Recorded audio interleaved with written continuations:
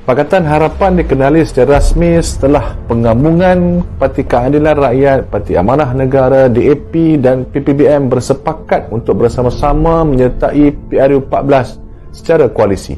Agenda keempat-empat parti ini sama, iaitu nak reform negara ini daripada sebuah negara yang sudah terpalit dengan bermacam-macam skandal kewangan kepada sebuah negara yang kembali ke landasan sebenar dari segi tadbir urus, pemahaman demokrasi dan kebebasan bersuara. Waktu itu, pakatan dipimpin oleh Yang Berhormat Datuk Seri Wan Azizah Wan Ismail, ataupun dia lebih dikenali sebagai Kak Wan, sebagai Presiden Pakatan Harapan. Manakala Yang Berhormat Tuan Haji Muhammad Sabu, Yang Berhormat Lim Guang In dan Yang Berhormat Tan Sri Muhyiddin Yassin menjadi timbalan Presiden bagi Pakatan Harapan. Tuan Dr. Mahathir Mohamad telah dilantik sebagai pengerusi Pakatan Harapan. Oh, saya tak boleh bayangkan ketika itu betapa gembira hati rakyat, khususnya orang muda, apabila melihat sendiri musuh tradisi hampir 2 dekad kembali bersama, bersatu demi menyelamatkan negara kita Malaysia. Maka berbondong-bondonglah anak muda kagum dan terpikat dengan keutuhan Pakatan Harapan itu. Perjalanan menuju ke pilihan raya pun bermula.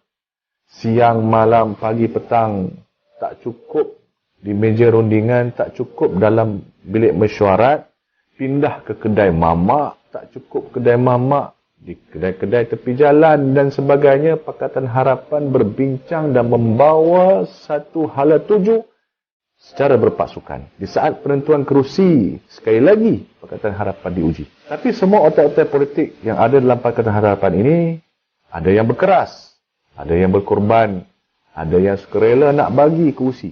Macam-macam ragam yang ada.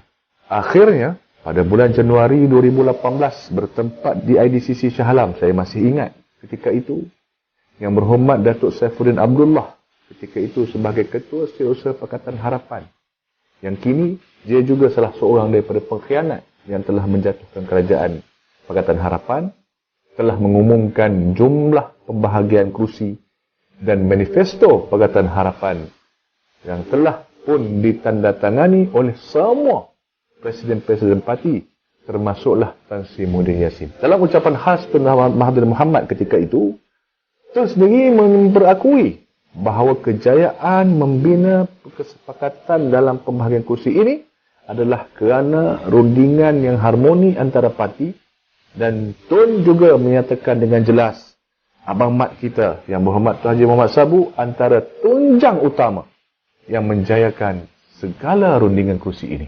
Selepas tu, Pakatan Harapan sertailah pilihan raya umum ke-14 dan Alhamdulillah, seperti yang semua sudah maklum, Pakatan Harapan berjaya menang buat kali pertama dalam sejarah Malaysia. Selepas 60 tahun rejim Barisan Nasional berjaya dikeluarkan daripada kursi kerajaan. Ramai anak muda bangga kerana dapat menjadi saksi kepada detik bersejarah ini, sekaligus memadamkan mitos bahawasanya hanya UMNO, MCA, MIC dan Barisan Nasional tidak boleh dikalahkan. Namun hari ini Pakatan Harapan diuji. Harapkan panas sehingga ke petang, tetapi hujan di tengah hari. Ciri pengkhianatan ahli parlimen sendiri, khususnya daripada Parti Keadilan dan PPBM. Namun kejadian ini saya lihat tidak melemahkan Pakatan Harapan, walaupun hanya tinggal 3 parti. Selagi mana pimpinan dan aktivis menjadikan rundingan dan mesyuarat sebagai medan untuk meluahkan rasa geram,